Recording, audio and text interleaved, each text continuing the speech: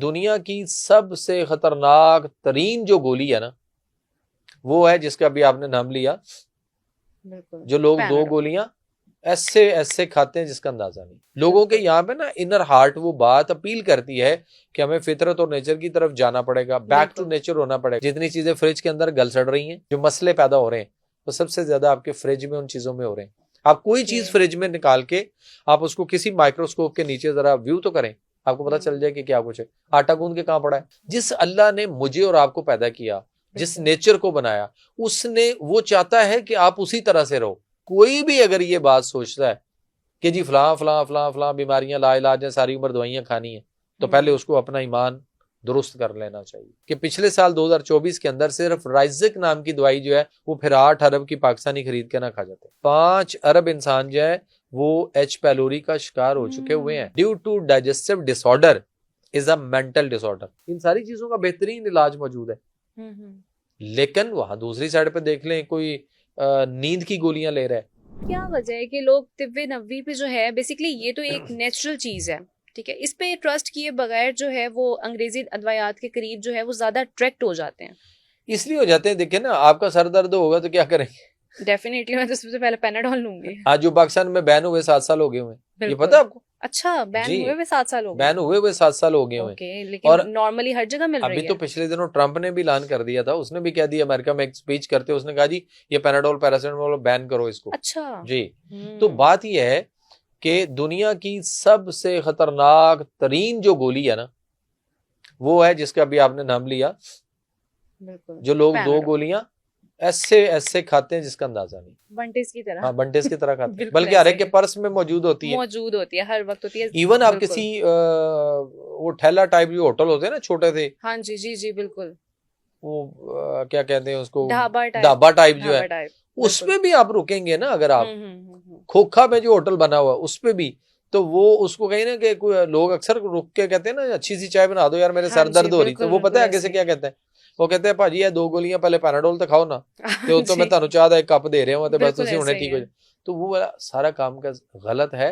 हमें फितरत और नेचर की तरफ आना पड़ेगा, बैक टू नेचर होना पड़ेगा। और दूसरी बात यह है कि अल्लाह ताला ने इंसान को, पूरी कायनात को एक नेचर और फितरत पर पैदा किया है। बिल्कुल। आप ये देख लें कि इसकी आयत कुरान के अंदर मौजूद है। सूरा रूम है, चैप्टर नंबर 30 है, वर्स 30 है। अल्लाह फरमाते हैं फितरत अल्लाह हिल्लती फतरन्नास अलैहा ला तब्दीला लिखल्किल्लाह ज़ालिकद्दीनुल क़य्यिम वलाकिन्ना अक्सरन्नास ला यअलमून। अब इसका तर्जुमा यह है कि बेशक अल्लाह ने जो कुछ भी कायनात में पैदा किया, हर शय जो अल्लाह ताला ने नेचर और फितरत पर पैदा की है। बिल्कुल। अल्लाह के बनाए हुए में कोई तब्दीली छेड़खानी ना करना, यही सीधा दीन है। मगर बहुत से लोग नहीं जानते। बिल्कुल ऐसे। तो जो नहीं जानते उन तक मैं तो ये प्रोजेक्ट लेके चला हूँ, बैक टू नेचर और nature your future road map for life Allah health system according to Quran और सुन्ना। तो अब वो मेरा प्रोजेक्ट 37 मुल्कों में था, और जब से ये हमने सोशल मीडिया पे इसको सिलसिला शुरू किया, तो इस वक्त अल्हम्दुलिल्लाह वो पूरी दुनिया में वो बात जा रही है और लोगों को अपील कर रही है। लोगों के यहाँ पे ना इनर हार्ट वो बात अपील करती है कि हमें फितरत और नेचर की तरफ जाना पड़ेगा, बैक टू नेचर होना पड़ेगा। अब बैक टू नेचर का मतलब ये नहीं है कि हम जाके घरों में रहेंगे, हम उसी घर में ही रहेंगे, लेकिन उस तरीके से पकाएंगे जैसे वो पुरानी हमारी अम्मा जो थी वो पकाया करती थी। आटा ताजा गूंदती थी, ताजा गूंदना पड़ेगा। अगर आप फ्रिज में रखेंगे तो बीमारियां मसले ही मसले आएंगे। जो कुछ भी आप फ्रिज में रख के खा रहे हैं या फ्रिज से निकाल कर गर्म करके खा रहे हैं, सारा का सारा नुकसानदेह है। उसको कुरान में अल्लाह ने फरमाया, सूरा बकरा है, चैप्टर नंबर 2 है, वर्स 259 है। अल्लाह फरमाते हैं फंजुर इला तामिका व शराबिका लम यतसन्ना। क्या इंसान अपनी खुराक यानी खाने और पीने वाली चीजों पे गौर करो, ये गला सड़ा तो नहीं है। बिल्कुल। और आप जरा गौर कर लीजिए, जितनी चीजें फ्रिज के अंदर गल सड़ रही हैं, नमी जहां होगी, जहां भी नमी होगी, नमी दीवार पे हो तो दीवार खराब, आप का चालक चौके ज़ाहिर खवातीन की आप नुमाइंदगी कर रही हैं यहाँ पे। आप देखेंगे जब आप कपड़े धो के डालते हैं बाहर, जब ड्राई हो जाते हैं, आप उतार कर उसको शाम को अंदर ले आते हैं, फिर आप उन कपड़ों को तय करते हैं, फिर उनको किसी ना किसी कैबिन में, कबर्ड में, कहीं ना कहीं तो आपने उसको रखना है। अच्छा, जो कपड़ा आपका जरा माइनर सी, मे बी शायद को 95% ड्राई हो चुका है, खुश्क हो चुका है, लेकिन 5% अगर उसके बड़ी माइनर सी नमी हो, तो आप फौरन से उनको फंगस लग जाती है। तो आप आपने जवाब पहले दे दिया, आप उसको तय करके उन्हीं कपड़ों में क्यों नहीं रखते बिल्कुल कि ऐसे ही फंगस आती है, फंगस आ जाएगी। बैड स्मेल पैदा होती है। हम्म, अच्छा ये पता है, तो जो जहां पे इतनी नमी है बिल्कुल फ्रिज में, वहां क्या हो रहा होगा? डेफिनेटली पालक वाला, खराब हो रही है। सब्जी वाला सब्जी पे रोज पानी का जब वो छींटा लगाता है तो शाम तक पालक वगैरह जो है ना वो दिखने वाली, खाने के काबिल भी नहीं डेफिनेटली लगती। वो नहीं रहती। वो बंदा कहता है नहीं यार इतनी गली गुली है, वो कहता है भाई गर्मी हाँ, थी मैंने पानी लगाया और तो कुछ नहीं किया। बिल्कुल ऐसे ही है। नहीं खरीदता कोई, उसकी जाया हो जाती है बिल्कुल पानी ऐसे का ही है। छींटा लगने से। और फ्रिज में कितनी नमी है, अभी हम जो उसकी गैसेज, जो उसके अंदर जो गैसेज बिल्कुल जो घूमती हैं और जो इन्वायरमेंट, अभी हम उसको सबसे ज्यादा गलत किस्म का आपका जो बैक्टीरिया है ना, जो मसले पैदा हो रहे हैं, तो सबसे ज्यादा आपके फ्रिज में उन चीजों में हो रहे हैं। आप कोई चीज फ्रिज में निकाल के आप उसको किसी माइक्रोस्कोप के नीचे जरा व्यू तो करें, आपको पता चल जाए कि क्या कुछ है। आटा गूंद के कहाँ पड़ा है फ्रिज में? क्यों? डेफिनेटली क्योंकि 2-4 दिन हमारे पास 2-4 टाइम दिन कोई चल नहीं, हमने जाएगा। चल जाएगा। बल्कि इवन वो काम वाली मासी जा रही हो ना तो उसको आवाज पड़ती है, नसीम जा रही हो इतनी जल्दी? बाजी आज जल्दी फारिग होगी। अच्छा तुम वापस आओ, बैठो, वो ऐसा करो आटा तो गूंद के रख जो। वो कहती बाजी फर्ज करो कि 2-3 दिन का तो पहले ही पड़ा हुआ है। तो कहती नहीं नहीं तेरा कोई पता नहीं भाई, तू कल आए ना आए, बिल्कुल ऐसे थोड़ा ही सा है। और गूंद के रख जा। तो ये जो बाजी उसको कह रही है ना गूंद के और रख जा, इस बाजी समेत सारा टब्बर बीमार है। बिल्कुल ऐसे ही है। तो उस पॉइंट से हमें देखना है कि हमें उम्दा और तरोताजा खाने की तलकीन है कुरान के मुताबिक। जिस अल्लाह ने मुझे और आपको पैदा किया, जिस नेचर को बनाया, उसने वो चाहता है कि आप उसी तरह से रहो। एग्जैक्टली। अब वो जो है ना फितरत और नेचर को, मतलब अल्लाह ने फरमाया कि मेरे बनाए हुए में कोई तब्दीली ना करना, कोई छेड़खानी ना करना। अब ये छेड़खानी हम सारा दिन कैसे करते हैं? कोई सिगरेट से कर रहा है, कोई पान से कर रहा है, कोई छालिया और गुटखा से कर रहा है, कोई कोल्ड ड्रिंक और सॉफ्ट ड्रिंक और एनर्जी ड्रिंक से कर रहा है, बिल्कुल कोई डब्बे के जूस से कर रहा है, कोई डब्बों के दूध से कर रहा है, ठीक है। उसके बाद कोई फास्ट फूड से कर रहा है, कोई जंक फूड से, कोई फ्रोजन फूड से कर रहा है, कोई पैक शुदा पहले से प्रोसेस्ड फूड जो फैक्ट्रियों से कहीं से तैयार होके आ रहा है उससे कर रहा है, कोई फ्रिजों में खाने रखकर बासी करके निकाल के गर्म करके कर रहा है अपनी फितरत के साथ छेड़खानी।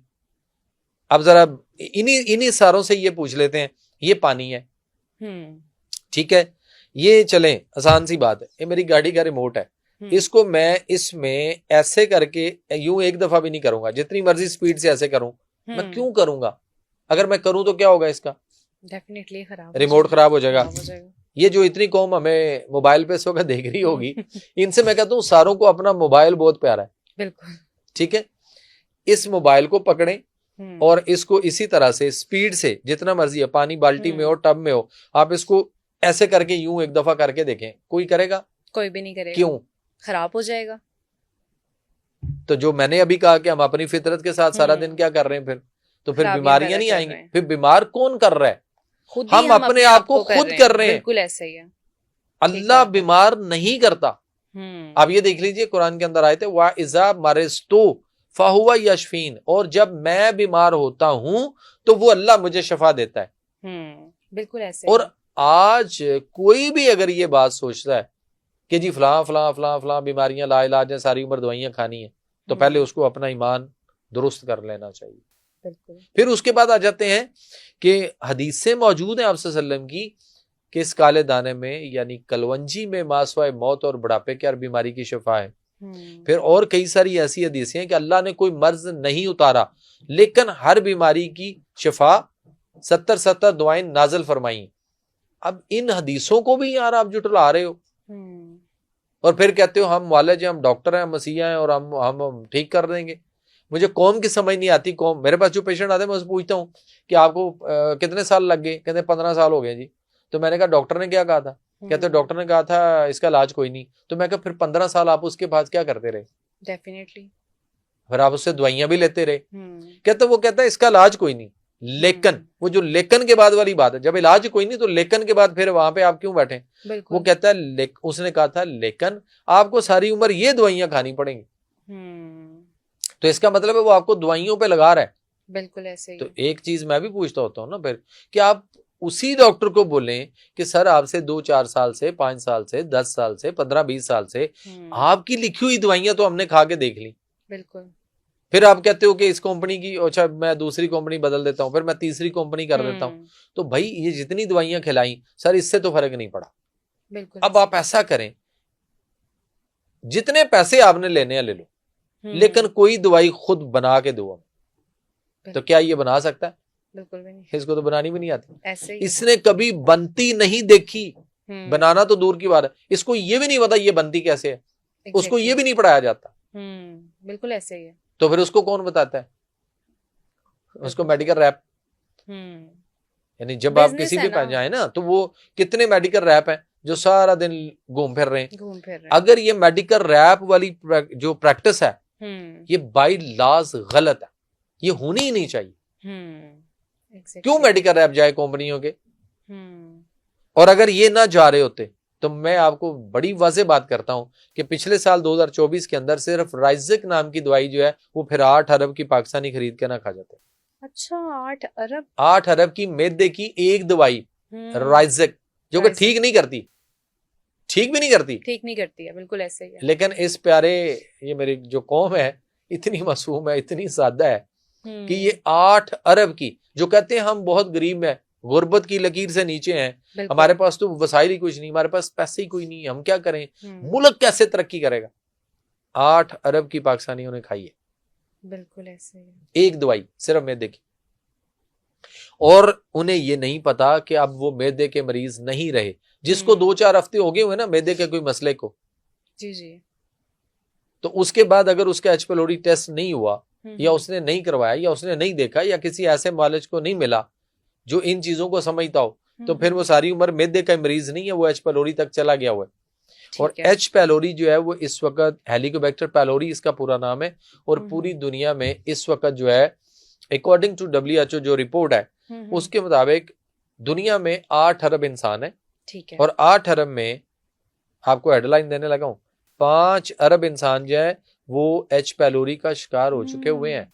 अच्छा, अब ये क्या करता है एच पेलोरी जो होता है, ये मैदे में आपके जख्म अल्सर हुआ, उसमें जख्म जब होते हैं तो जख्म ज़ाहिर खराब होते हैं, और उन जख्मों में फिर पीप, पस, ताफन, रेशा, गंद, जैसे हमारे बाहर जो फिजिकली हमें जो जख्म नजर आते हैं उसमें भी ऐसा नजर आता है जब पुराने हो जाए, तो यहाँ भी यही होता है। फिर उसमें ताफन, फिर उसमें ये बैड स्मेल, और उसमें ये छोटे छोटे बैक्टीरिया टाइप कीड़े होते हैं जो एच पेलोरी, IgA, IgG और IgM ये पैदा हो जाते हैं 3।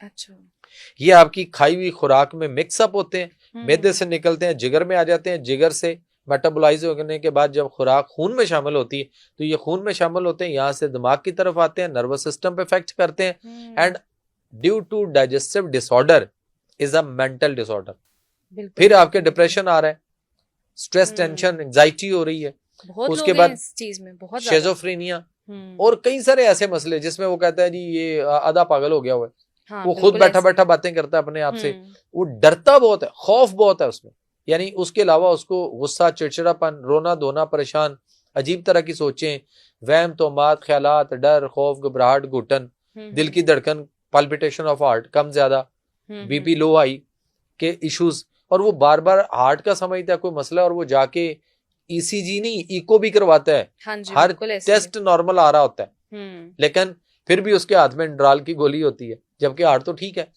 इसी तरह से मेंटल डिसऑर्डर, फिर वो आगे जब मसला बिगड़ता है, बाथरूम में बैठते हुए कुंडी नहीं लगाता, डरता है, खौफ होता है, फिर उसके बाद लिफ्ट में, उसके बाद ये अकेला बैठा हुआ भी कमरे में डरता है, और 50 लोगों में भी हो तो भी डरता है, गैदरिंग में भी डरता है, फिर ये खुदकुशी करने तक रुझान, अपने आप को मार लूंगा। वो कहता है मैंने ऐसे पेशेंट देखे हैं जो ये कहते थे कि बस हमारा आखिरी वक्त आ गया, बस हमने चले जाना है, और उन्होंने एक दफा नहीं, lot of time, different days में वो अपने चंद मखसूस जो क्लोज फ्रेंड, फैमिली मेंबर या घर के अफराद, उनको वो इकट्ठा कर लेता है कि आजो आजो मेरा आखिरी टाइम आ गया, बस मैं थोड़ी देर बाद चले जाना है। और वो बार बार लोग आए, बार बार उसके बाद घंटा घंटा बैठे हैं, आखिर तंग का शेर आया वाली कहावत है, ये कहीं नहीं जा रहा, इसको कुछ नहीं हो रहा, लेकिन ये चीजें इस तरह की जो है वो सारी की सारी एच पेलोरी का इफेक्ट है जो वो कर रहा होता है। जितने साइकोट्रिस्ट और साइकोलॉजिस्ट के पास है वो सारे के सारे, जितने मेंटल हॉस्पिटल्स वगैरह में है, ये सारे जिनको मालिया खोलिया हम नीम पागल और समझते हैं ये अकेला चुप मस्त अपने आप में पता नहीं बातें करता है कुछ, ये सारे एच पलोरी के पेशेंट हैं। जिनको जादू टूना आमलो नजूमियों के हथे चढ़े हुए हैं कि इसको जादू है, इस पे टूना, किसी ने कोई जिन भूत प्रीत इस पे किसी ने कुछ कर दिया, ये सारे एच पलोरी के पेशेंट है। इवन दो कि मैंने तो अब यहां तक भी उसमें देख लिया कि एक कपल ऐसा जो साहिब औलाद नहीं हो रहा, उसकी प्रेगनेंसी नहीं हो रही, और वो मुख्तलिफ उन्होंने इलाज भी करके देख लिए और उनके एच पलोरी टेस्ट करवाए जाए, अगर उनके एच पलोरी पॉजिटिव निकल आता है तो उसकी भी वजह बहुत बड़ी हो सकती है कि वो उनकी प्रेगनेंसी नहीं हो रही। अच्छा। या अगर होती है तो फौरन अबॉर्शन हो जाती है, मिसकैरेज हो जाता है, या ग्रोथ नहीं होता बेबी, तो उसकी भी बड़ी वजह जो है वो एच पलोरी है, क्योंकि उसका भी इफेक्ट वहां पे पहुंच रहा है और उसकी वजह से हो रहा है। क्योंकि मैंने ऐसे केस डील किए हैं, मैंने ये कहीं किताब में नहीं पढ़ा, लेकिन कहीं आपको प्रैक्टिकली प्रैक्टिस के अंदर बहुत सारी चीजें जो है वो सीखने को मिलती हैं। डेफिनेटली ऐसे ही तो उस पॉइंट ऑफ व्यू से भी इन सारी चीजों को जो है ना वो देखना है, और इसका इन सारी चीजों का बेहतरीन इलाज मौजूद है। लेकिन वहां दूसरी साइड पे देख लें, कोई नींद की गोलियां ले रहा है, किसी को नशे की दवाइयों पे लगाया हुआ है, कोई डिप्रेशन की पिल्स ले रहा है, और लॉट ऑफ टाइम वो मतलब लगे हुए हैं अरसे से और खाई जा रहे हैं। बिल्कुल ऐसे ही है।